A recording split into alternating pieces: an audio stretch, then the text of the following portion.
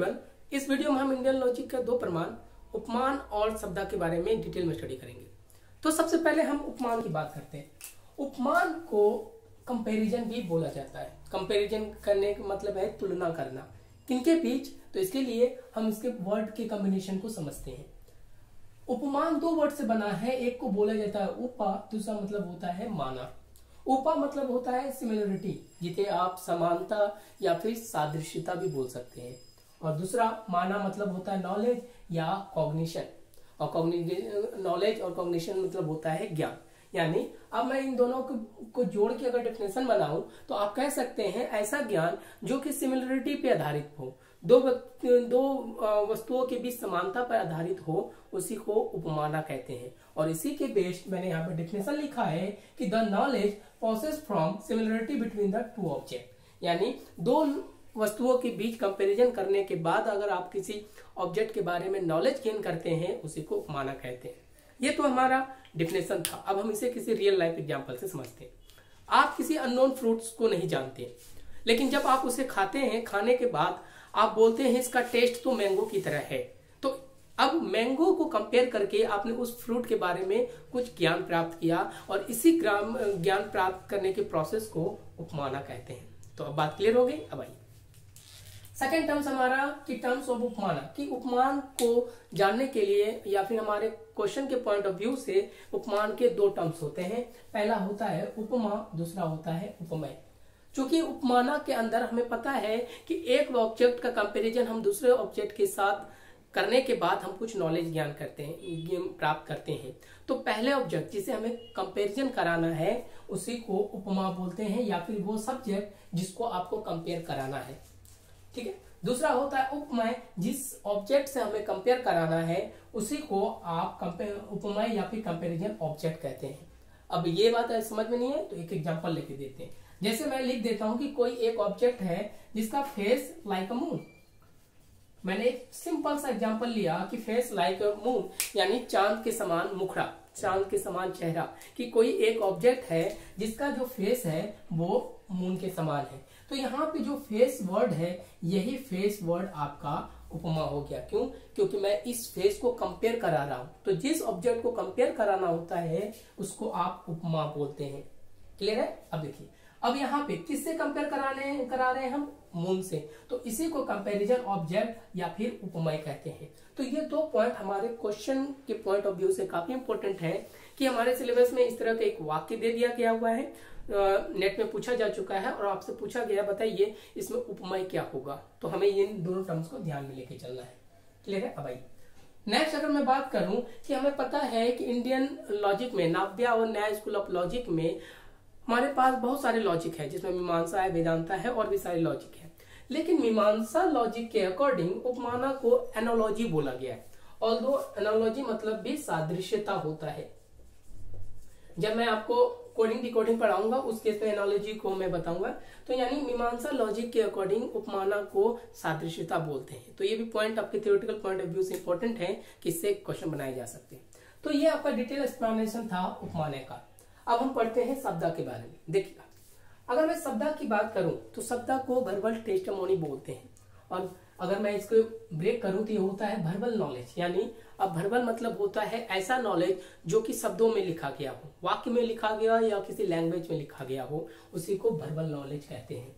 ठीक है। तो अगर अब इसके डिफिनेशन की बात करूं तो knowledge process from words and sentence, यानी लिखे गए वर्ड से, वाक्यों से अगर कोई नॉलेज प्राप्त होता है उसी को आप शब्दा कहते हैं। अब बात आ गई कि सर ऐसे लिखे हुए वर्ड किन के द्वारा लिखा जाना चाहिए और कहाँ पे लिखा जाना चाहिए। तो यहाँ पे फिर एक नया टर्म्स बन के तैयार होता है कि आप सारे लोगों द्वारा या लिखे हुए ग्रंथों में बहुत सारे ग्रंथ हैं, उनके सारे वाक्य को शब्दा टेस्टामोनी नहीं बोलेंगे, यानी वर्बल टेस्टामोनी नहीं बोलेंगे। उनमें जो रिलायबल है, ठीक है, वर्दी पर्सन है, ट्रस्ट वर्दी पर्सन है, उनके द्वारा कोई बातें लिखी गई हुई हैं, तो उसी को आप शब्दा के अंदर लेंगे, बाकी किसी को नहीं लेंगे। उसी के लिए इसके टर्म्स को हम देखते हैं। यहाँ देखना, पहला टर्म्स है आपता। आपता मैंने होता है ट्रस्ट वर्दी पर्सन, यानी कि ऐसा पर्सन जो रिलायबल है, जो कि अपने आप में कोई स्पेशलाइजेशन रखते हैं, जैसे महात्मा बुद्ध, महावीर जैन। तो इनके द्वारा कोई बातें लिखी गई हैं आपके जैनिज्म लॉजिक में, बुद्धिस्ट लॉजिक में, तो वो शब्द आपको शब्दा के अंदर इंक्लूड किया जाता है, जिसे वर्बल टेस्टिमोनी कहते हैं। नेक्स्ट होता है आपके पास वाक्य। याद रखना कि आपता इसे कहते हैं जो ट्रस्टवर्दी पर्सन होते हैं, जिसपे लोग भरोसा करते हैं, जिसको लोग एक स्पेशल टर्म्स में मानते हैं, ये चाहे वो सामाजिक हो या फिर धार्मिक टर्म्स से, उसी को आपता बोला जाता है।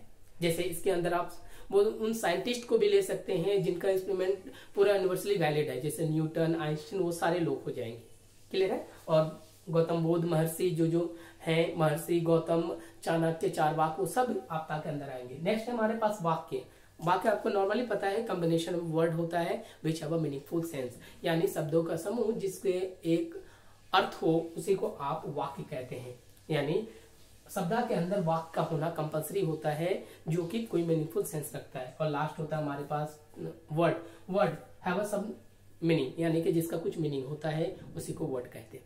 तो अब समझ में आ गया कि शब्द क्या है। अब देखना, क्योंकि according to the definition of शब्द हमें पता है कि यहाँ पे कोई भी नॉलेज हमें लिखित में दिखना होना चाहिए और कोई ट्रस्टवर्दी पर्सन या रिलायबल पर्सन द्वारा लिखी जानी चाहिए। और इसी के बेस में शब्द को दो पार्ट में डिवाइड किया गया है। पहला को वैदिक बोला जाता है, दूसरे को सर्कुलर या फिर लौकिक बोला जाता है। अब ये क्या है, तो हम पहले वैदिक को समझते हैं। वैदिक के केस में जो लिखित टर्म्स में जो सोर्स का इस्तेमाल किया गया है वो वेद को इस्तेमाल किया गया है। जितने भी वेद हैं, उपनिषद हैं, मीमांसा है, दर्शन है, उन सारे टर्म्स को सोर्स के रूप में यूज किया गया है। रीजन क्या है कि जैसे हमारे वेद है, वेद में लिखी बातों को शब्द प्रमाण के अंदर माना जाता है कि जैसे मृत्यु के बाद लोग मोक्ष को जाते हैं, पुनर्जन्म होता है, तो ये बातें शब्द के अकॉर्डिंग बिल्कुल वैलिड है। क्लियर है। और इसका रीजन क्या है कि लोगों का मानना है, जितने भी दार्शनिकों का मानना है कि वेद में जो बातें लिखी गई है वो गॉड द्वारा लिखी गई है। क्लियर है। इसलिए हम पहले शब्द के टर्म्स को वैदिक बोलते हैं, जिसमें लिखित के टर्म्स में सोर्स के रूप में हम वेदों का इस्तेमाल करते हैं। आप उपनिषद भी ले सकते हैं, राशि भी ले सकते हैं, दर्शन भी ले सकते हैं। समझा। नेक्स्ट होता है सर्कुलर, जिसकी बात करें वो लौकिक होता है। और लौकिक को मैंने पहले भी डिफाइन किया है वो कि ऐसे ऑब्जेक्ट जिसे जो कि सामने हो, और इसके लिए सोर्स के टर्म्स में एक्सपेरिमेंटल सोर्स को वैलिड माना गया है। अब यहाँ देखिए एक्सपेरिमेंटल सोर्स कैसे, जैसे आप कहते हैं कि थर्ड लॉ ऑफ मोशन, ये यूनिवर्सल रूल ऑफ नेचर है कि किसी में आप जितना एक्शन देते हैं इक्वल और इक्वल अमाउंट पे हमें रिएक्शन होता है। जैसे बंदूक के चलने पे पीछे की ओर धक्का लगना, गाड़ी के चलने पे पीछे की ओर धक्का लगना, तो एज इट इज ये सारे जो टर्म्स हैं ये भी एक शब्द प्रमाण है। क्लियर, क्योंकि उनको एक्सपेरिमेंटल थ्रू प्रूव किया गया और ये पूरे यूनिवर्सली ट्रू है, इसलिए ऐसे टर्म्स के लिए सोर्स के टर्म्स में एक्सपेरिमेंटल टर्म्स का इस्तेमाल किया गया। अब एक्सपेरिमेंट जिसे आप प्रायोगिक कहते हैं या फिर जिसे आविष्कारक के टर्म्स में जानते हैं। और ये एक्सपेरिमेंटल जरूरी नहीं है कि सिर्फ ऑब्जेक्ट के बेस में हो, ये एक्सपेरिमेंटल सामाजिक भी हो सकता है। जैसे कि समाज में लोगों के बीच किया गया एक्सपेरिमेंट कि धन आने के बाद इस्तेया, क्रोध, लालच, इस तरह के टर्म्स में आना, वो भी आपके सर्कुलर के अंदर आता है। क्लियर है। यानी ये बातें लिखी हुई हैं हमारे ग्रंथों में, वेदों में, कि लोगों के पास धन आ जाए तो उसमें लालच बढ़ जाती है, लालच इंसान का एक नेचर है। इस तरह की बातों को एक्सपेरिमेंटली देखा गया है। तो इस एक्सपेरिमेंट का मतलब आप सिर्फ ऑब्जेक्ट के तरफ में नहीं दे समझेंगे, इसे धार्मिक टर्म्स में भी और लौकिक टर्म्स में भी इसे इस्तेमाल किया जाता है। तो ये था हमारे पास शब्द का डिटेल एक्सप्लेनेशन। तो नेक्स्ट वीडियो में हम इसके अर्थापत्ति और नलपति के बारे में डिटेल में स्टडी करेंगे। Thank you.